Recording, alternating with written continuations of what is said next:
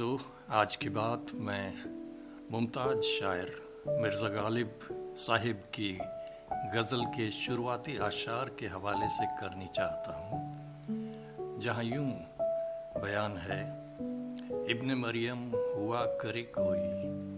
मेरे दुख की दवा करे कोई। बेशक यहाँ इशारा यीशु मसीह की शफ़क़त और शिफा बख्शने की कुदरत की तरफ है। जब हम मसीहा को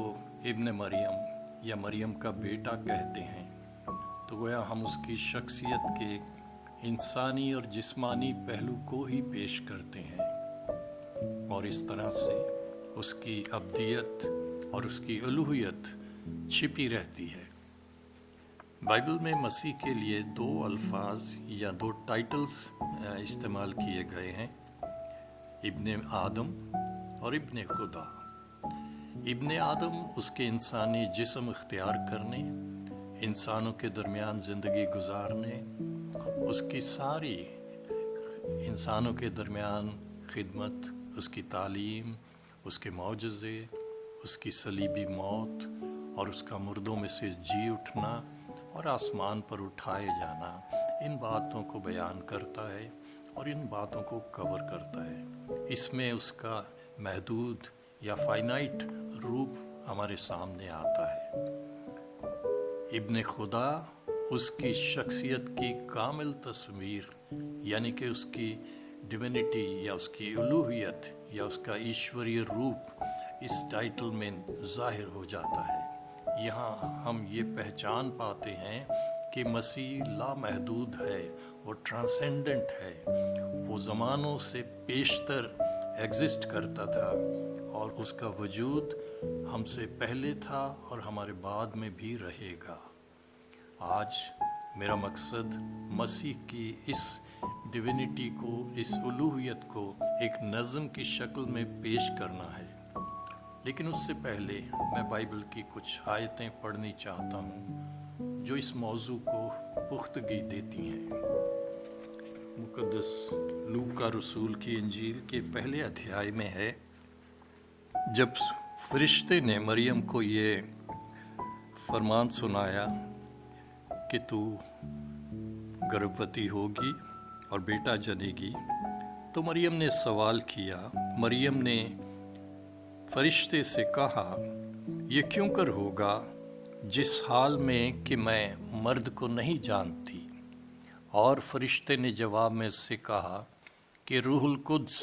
तुझ पर नाजिल होगा और खुदा ताला की कुदरत तुझ पर साया डालेगी, और इस सबब से वो पाकीज़ा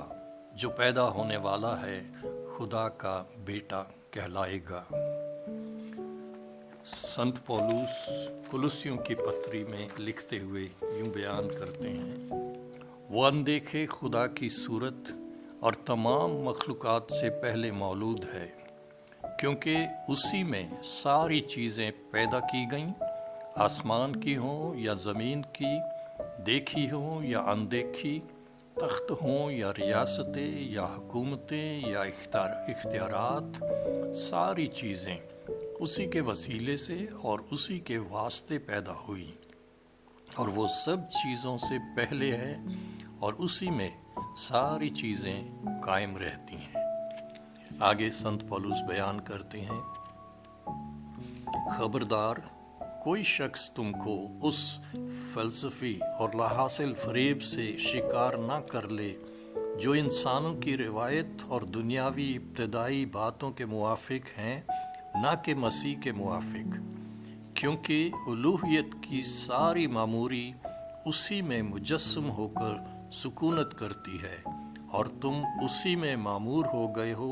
जो सारी हुकूमत और इख्तियार का सिर है। मुक़द्दस रसूल पतरस अपने ख़त में मसीह के लिए यूं बयान करते हैं, क्योंकि तुम जानते हो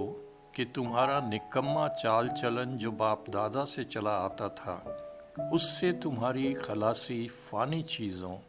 यानी सोने चांदी के ज़रिए से नहीं हुई, बल्कि एक बेऐब और बेदाग बर्रे یعنی مسیح کے بیش قیمت خون سے۔ اس کا علم تو بنائے عالم کے پیشتر سے تھا، مگر ظہور آخر زمانے میں تمہاری خاطر ہوا۔ پطرس رسول اپنے دوسرے خط کے پہلے باب کے 16 آیت سے آگے یوں لکھتے ہیں،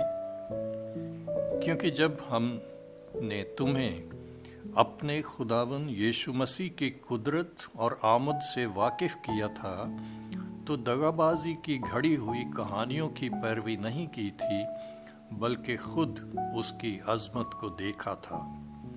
کہ اس نے خدا باپ سے اس وقت عزت اور جلال پایا جب اس افضل جلال میں سے اس سے یہ آواز آئی کہ یہ میرا پیارا بیٹا ہے جس سے میں خوش ہوں۔ اور جب ہم اس کے ساتھ مقدس پہاڑ پر تھے تو آسمان سے یہی آواز آتی سنی، اور ہمارے پاس نبیوں کا وہ کلام ہے جو زیادہ معتبر ٹھہرا، اور تم اچھا کرتے ہو جو یہ سمجھ کر اس پر غور کرتے ہو کہ وہ ایک چراغ ہے جو اندھیری جگہ میں روشنی بخشتا ہے جب تک پاؤں نہ پھٹے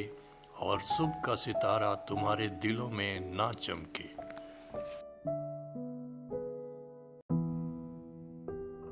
وہ ابن خدا تھا، خدا بن کے آیا، میرے مرض کی ہے دوا بن کے آیا۔ ازل سے جو برہ منعقد ہوا تھا، کفارے کا ضامن مہر بند ہوا تھا،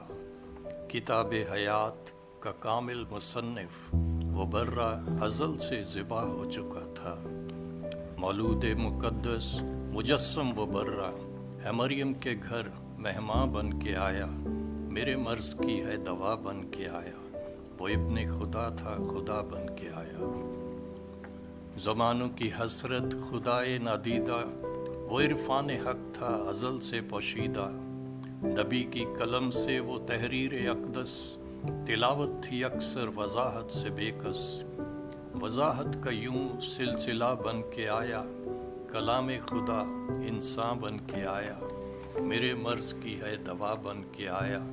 وہ ابن خدا تھا، خدا بن کے آیا۔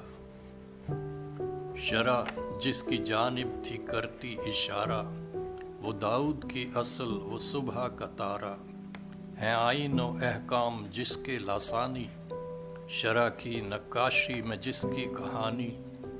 شرع کے تقاضوں کو تکمیل دینے، شریعت کا ہے سربراہ بن کے آیا، میرے مرض کی ہے دوا بن کے آیا۔ وہ ابن خدا تھا، خدا بن کے آیا۔ نہ اس کے دنوں کا شروع ہے نہ آخر، نہ قوم نہ ملت نہ امی نہ والد، نہ کوئی صحیفہ نہ ہے نسب نامہ، ازل سے وہ تھا ہے ابد تک ٹھکانہ، بنا ابراہیم کی دہیکی کا وارث، وہ ملک صدق کی طرز پہ ہے کاہن، جو نسل چنندہ کو دینے سہارا، ہے قوموں کا یوں رہنما بن کے آیا، میرے مرض کی ہے دوا بن کے آیا۔ وہ ابن خدا تھا، خدا بن کے آیا۔ بقول یشایا ہے یہ نام پایا، عجیب و مشیر وہ قادر خدایا، ابدیت کا باپ صلح کا شہزادہ، ہے لا انتہا حکمرانی کا وعدہ، جو ابدی تھا وہ عارضی بن کے آیا، جو تھا عرش مولا زمیں پر ہے آیا، میرے مرض کی ہے دوا بن کے آیا۔ وہ ابن خدا تھا، خدا بن کے آیا۔ تھی بحر گناہ کے طوفانوں میں بے بس، تھی بحر گناہ کے طوفانوں میں بے بس، وہ چھوٹی سی کشتی وہ موج تلاطم، ہے پتوار ٹوٹی کنارے سے چھوٹی، شکستہ سماجھی نہ راہیں نہ منزل، لرزتے طوفانوں سے باتیں کرے جو، ہواؤں کے رخ کو ہدایت کرے جو، لہروں کو بخشے جو روح روانی، لو کشتی کا وہ ناخدا بن کے آیا، میرے مرض کی ہے دوا بن کے آیا۔ وہ ابن خدا تھا، خدا بن کے آیا۔ چلو آسیو جشن الفت مناؤ، چلو آسیو جشن الفت مناؤ، ذات الہی کی محفل سجاؤ، کوئی نغمہ چھیڑو کوئی دھن سناؤ، پاکیزہ غزل کے وہ سر گنگناؤ، الہی محبت سے لبریز ہو کے دلوں میں مسرت کی شمع جلا کے، فرشتوں نے بھی تو یہی گیت گایا، گڈریوں کو تھا یہی مجدہ سنایا، تمہارے لیے شہر داؤد میں دیکھو مسیح کی ولادت کا پیغام آیا، میرے مرض کی ہے دوا بن کے آیا، وہ ابن خدا تھا خدا بن کے آیا۔